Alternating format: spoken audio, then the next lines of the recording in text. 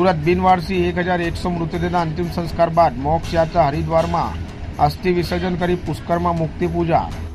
સુરતમાં વર્ષોથી બિનવારસી મૃતદેહનું કોઈપણ નાત જાત કે ધર્મ જાણ્યા વગર અંતિમ સંસ્કાર કરવામાં આવે છે, ત્યારે આ કાર્ય સાથે સંકળાયેલા એકતા ટ્રસ્ટ દ્વારા 1100 જેટલા બિનવારસી મૃતદેહોના અસ્થિઓનું હરિદ્વારમાં ગંગા નદીમાં વિસર્જન કરી રાજસ્થાનના પુષ્કળ ભગવાન ભોળાનાથના મંદિરમાં મુક્તિ અર્થે પૂજા કરાશે।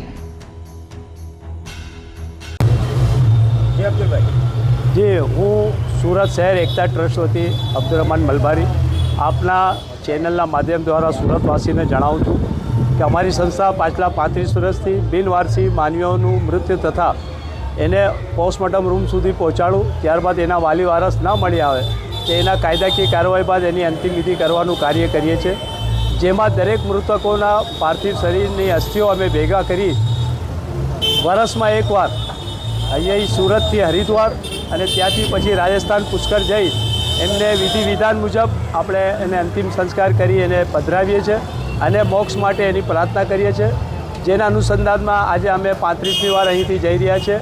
1100 જેવી અસ્થિઓને લઈને સુરતથી હરિદ્વાર અને ત્યાં અસ્થિઓનું વિસર્જન કરી ત્યારબાદ ત્યાંથી અમે લોકો પુષ્કર રાજસ્થાન જશું અને અમારા 5 જણાની ટીમ આમાં સહયોગ આપી રહી છે। શહેરના દાતાઓ અમને દર વર્ષે સહયોગ કરે છે। ધર્મેશભાઈ ગામી અમને હંમેશા હિંમત આપવા માટે અહીં આવે છે ને હું સુરતવાસીઓને આ માટે ખૂબ ખૂબ અભિનંદન પાઠવું છું કે એમના સહયોગથી અમે આ કાર્ય કરી શકીએ છીએ। કેટલા દિવસનો પ્રવાસ છે અને ખર્ચો કેટલાનો? અમારો 5 દિવસનો પ્રવાસ છે અને 60,000ની આસપાસ એનો ખર્ચો થાય છે, આવવા જવાનો અને પૂજા અર્ચનાનો ટ્રાવેલિંગનો બધો ખર્ચો થાય છે।